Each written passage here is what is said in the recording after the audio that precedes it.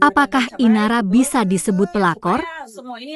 Simak sampai habis. Kakak menjadi kedua kalian, kenapa tidak? Kenapa tidak? Karena dalam Islam itu bolehkan. Oke, Bang Yafi, berdampingan dengan Mawar berarti ya, Mbak?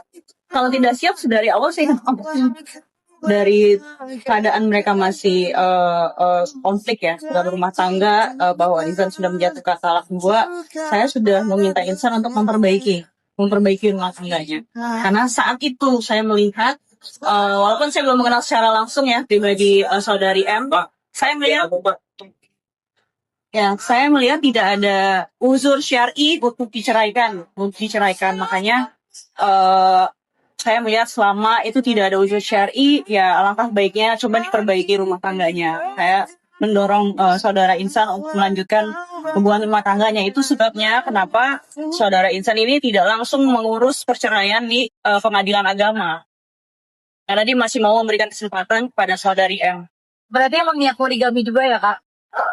Kan memang sebelumnya menurut pengakuan saudara Insan ya, dia sudah memberikan opsi kepada saudari M apakah mau melanjutkan dengan opsi poligami seperti sesuai dengan voice note yang beredar di sosial media, atau ya pilih selesai gitu secara baik-baik. Mbak Ina, ini kan semua media dan netizen Indonesia menyoroti Mbak Ina ya, apalagi Mbak Ina sekarang menetapkan memutuskan untuk menjadi istri kedua. Bagaimana tanggapannya mengenai cancel culture yang netizen lakukan buat Mbak Ina? Saya jujur aja, dalam hidup itu kalau kita tolak ukurnya sama opini publik, pendapat orang, pendapat keluarga, itu nggak akan ada habisnya ya. Kayak kita hidup terombang ambing ya sama pendapat orang gitu ya. Padahal Allah udah jelas menetapkan syariat Islam ini untuk kita taati gitu, terutama dalam hal ya. Di beberapa podcast, aku bilang nggak ada perempuan baik-baik yang mau sama suami orang. Aku akuin aku salah. Harusnya aku gak ngomong kayak gitu. Karena itu sama dengan aku menghina syariat poligami.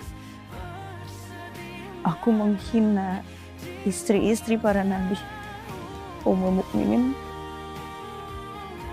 Aku menghina istri-istri para sahabat-sahabat nabi. Apakah zaman itu mereka saling menyalahkan satu sama lain? Enggak. Mereka paham bahwa itu adalah syariat. Aku berterima kasih banget maksudnya aku dikasih kesempatan untuk mengisi di podcast ini untuk meluruskan kefakiran ilmu aku, kekurangan pemahaman aku. Aku cuman pengen mudah-mudahan apa yang terjadi saat ini menjadi penggugur dosa-dosa aku dan gak ada lagi yang ikut-ikutan ngelakuin kesalahan yang pernah aku lakuin.